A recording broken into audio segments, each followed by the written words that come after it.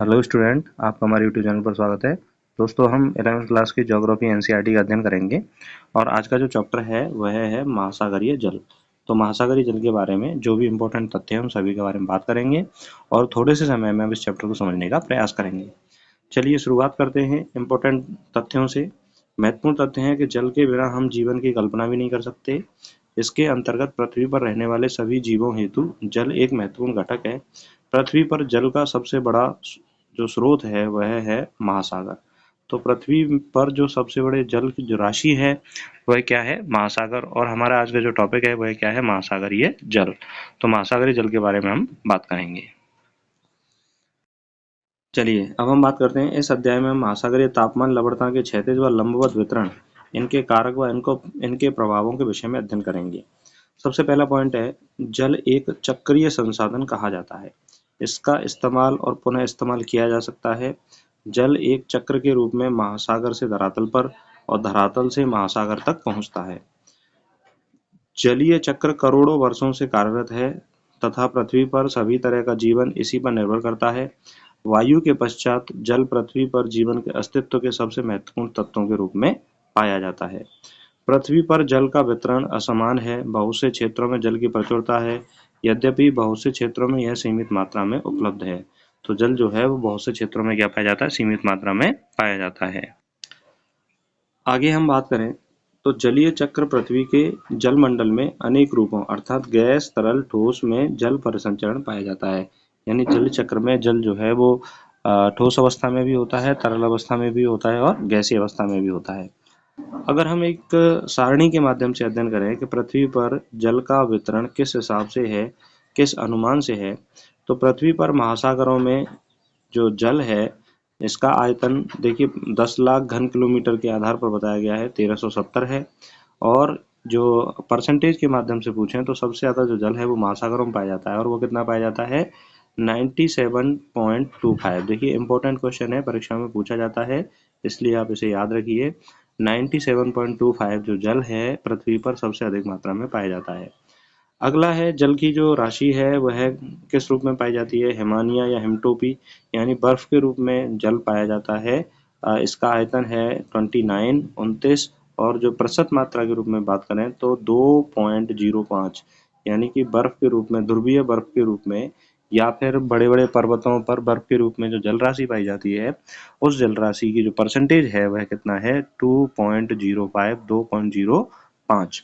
भूमिगत जल की बात करें तो आयतन इसका 9.5 है और भूमिगत जल जो है पृथ्वी पर 0.68 यानी 0.68 परसेंटेज के रूप में पृथ्वी पर जल पाया जाता है। अगर हम बात करें झीलों में तो झीलों में जो आयतन है वह है 0.125 और 0.01 परसेंटेज की मात्रा झीलों में पाई जाती है जल की। तो ये भी इम्पोर्टेंट है कि झीलों में कितना जल पाया जाता है? 0.01% जल झीलों में पाया जाता है। मृदा में नमी की बात करें तो मृदा में नमी 0.065 इसका आयतन है और नमी के रूप में जो जल पाया जाता है मिट्टी में वह है 0.005 नमी के रूप में जल पाया जाता है। वायुमंडल में जल की मात्रा की बात करें तो 0.013 इसका आयतन है और वायुमंडल में जल की मात्रा पाई जाती है 0.001 परसेंटेज के रूप में वायुमंडल में जल पाया जाता है। नदी नाले के रूप में यदि बात करें जल का जो आयतन है वह 0.0017 है और जल की जो मात्रा है 0.0001, यानी 3 बार 0 है उसके बाद 1 है, इस मात्रा में जल वायुमंडल में पाया जाता है। और जयमंडल के रूप में जो जल पाया जाता है इसका आयतन है 0.00006 और इसकी मात्रा है 0.00004, यानी 4 बार 0 है और उसके बाद क्या है? 4 है। तो इतने रूप में जल पाया जाता है। आगे हम बात करें पृथ्वी पर पाए जाने वाले जल का 71% भाग महासागरों में पाया जाता है। शेष ताजे जल के रूप में हिमटोपी मतलब जो पर्वत होते हैं, बड़े बड़े पर्वत होते हैं जैसे हिमालय पर्वत है, उसके ऊपर जो बर्फ के रूप में जो जल पाया जाता है उसे हम क्या बोलते हैं? हिमटोपी कहते हैं। भूमिगत जल झीलों में, मृदा में आर्द्रता, हिमानिया और वायुमंडल, सरिताओं और जीवों में संग्रहित पाया जाता है। तो बाकी का जो जल है वो हिमटोपी है, भूमिगत जल है, झीलों में पाया जाता है, मृदा में आर्द्रता के रूप में पाया जाता है, हिमानियों में पाया जाता है, वायुमंडल में पाया जाता है, सरिताओं और जीवों में संग्रहित हुआ जल पाया जाता है। धरातल पर गिरने वाले जल का लगभग 59% भाग महासागरों में, अन्य स्थानों से वाष्पीकरण के माध्यम से वायुमंडल में चला जाता है। शेष भाग धरातल पर बहता है, कुछ भूमि के अंदर चला जाता है और कुछ भाग हिमनदी के रूप में पाया जाता है। तो धरातल पर जो गिरने वाला जो जल है उसका 59% भाग कहाँ पाया जाता है, महासागरों में जाता है, और अन्य स्थानों पर वाष्पीकरण के माध्यम से कहाँ पहुंच जाता है, वायुमंडल में पहुंच जाता है। शेष भाग धरातल पर बहता है, कुछ भूमि के अंदर चला जाता है और कुछ हिमनदी का रूप में ले लेता है। पृथ्वी के पटल पर 4 महासागर प्रशांत, अटलांटिक, हिंद और आर्कटिक महासागर हैं। अनेक समुद्र, खाड़ियां, गल्फ, अन्य निवेशिकाएं इन 4 बड़े महासागरों में पाई जाती हैं। विश्व की सबसे बड़ी पर्वत श्रृंखलाएं, सबसे गहरे गर्त, सबसे बड़े मैदान महासागरों के तली में होने की वजह से यह ऊबड़-खाबड़ है। तो देखिए महासागरों में पर्वत श्रृंखलाएं भी हैं, गर्त भी हैं, मैदान भी हैं, स्थितियां भी हैं, तो उसके कारण यह क्या है, महासागर ऊबड़-खाबड़ भी पाया जाता है। आगे हम बात करें, महासागरीय अधस्थल को 4 प्रमुख भागों में विभाजित किया जा सकता है। महाद्वीपीय शेल्फ, महाद्वीपीय ढाल, गहरे समुद्री मैदान, महासागरीय गंभीर। कितने भागों में बांटा जा सकता है, 4 भागों में। पहला है महाद्वीपीय शेल्फ, महाद्वीपीय ढाल, गहरे समुद्री मैदान और महासागरीय गंभीर।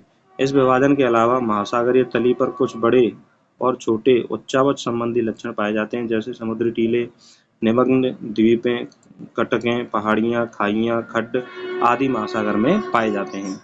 महासागरीय अधस्थल का जो विभाजन है वह है गहरे समुद्री मैदान, महासागरीय गंभीर, महासागरीय अधस्थल, महासागरीय शेल्फ, महासागरीय ढाल और छठवां है सबसे सपाट जलमग्न कैनियन, निमग्न द्वीप, महासागरीय, मध्य महासागरीय कटक, समुद्री टीला और प्रवाल द्वीप के रूप में पाया जाता है। अब हम बात करते हैं जल चक्र के घटक के बारे में कि जल चक्र के घटक और प्रक्रियाएं क्या होती हैं। तो देखिए महासागरों में संग्रहित जल बाष्पीकरण, बाष्पोत्सर्जन और ऊर्ध्वपातन प्रक्रिया के माध्यम से वायुमंडल में पहुंचता है। वायुमंडल में जल संघनन और वर्षण के माध्यम से पृथ्वी पर आता है। हिम एवं बर्फ में पानी का संग्रहण, हिम पिघलने पर नदी नालों के रूप में वह बहता है। धरातलीय जल बहाव, जलधारा के रूप में ताजा जल संग्रहण, जल रिसाव होता है। भौम जल संग्रहण, भौम जल का विसर्जन और झरने की प्रक्रियाओं के द्वारा भौम जल संग्रहण किया जाता है। महाद्वीपीय शेल्फ प्रत्येक महाद्वीप का विस्तृत सीमांत होता है जो अपेक्षाकृत उथले समुद्रों, खाड़ियों से घिरा होता है। यह महासागर का सबसे उथला भाग होता है जिसकी औसत प्रवणता 1 डिग्री या उससे भी कम होती है। तो महाद्वीपीय शेल्फ की जो प्रवणता है वह कितनी होती है, 1 डिग्री या उससे कम। आर्कटिक महासागर में साइबेरियन शेल्फ विश्व में सबसे बड़ा महाद्वीपीय शेल्फ है जिसकी चौड़ाई 1500 किलोमीटर है। शेल्फ की गहराई भी अलग अलग होती है, कुछ क्षेत्रों में यह 30 मीटर और कुछ क्षेत्रों में 600 मीटर गहरी होती है। तो आर्कटिक महासागर में साइबेरियन जो शेल्फ है वह विश्व का सबसे बड़ा महाद्वीपीय शेल्फ है। तो इम्पोर्टेंट पॉइंट है, यह आपसे परीक्षा में पूछा जा सकता है। गंभीर सागरीय मैदान महासागरीय बेसिन में मंद ढाल वाले क्षेत्र होते हैं। ये विश्व के सबसे चिकने एवं सपाट भाग है। इनकी गहराई 3000 से 6000 मीटर के मध्य होती है। तो गंभीर महासागरीय मैदान की जो गहराई है वह कितनी होती है, 3000 से 6000 मीटर के मध्य होती है। नेक्स्ट पॉइंट के बारे में बात करें, महासागरीय गर्त महासागरों के सबसे गहरे भाग होते हैं। ये गर्त अपेक्षाकृत खड़े किनारों वाले संकीर्ण बेसिन होते हैं। अपने चारों तरफ की महासागरीय तली की अपेक्षा ये 3 से 5 किलोमीटर तक गहरे होते हैं। तो कितने गहरे होते हैं, 3 से 5 किलोमीटर तक ये गहरे होते हैं महासागरीय गर्त। आगे हम बात करें, एक मध्य महासागरीय कटक पर्वत की 2 श्रृंखलाओं से बना होता है।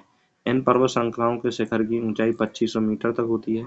महासागरों की सतह के जल का औसत तापमान 27 डिग्री सेल्सियस होता है और यह विषुवत वृत्त से ध्रुवों की ओर क्रमिक ढंग से कम होता जाता है।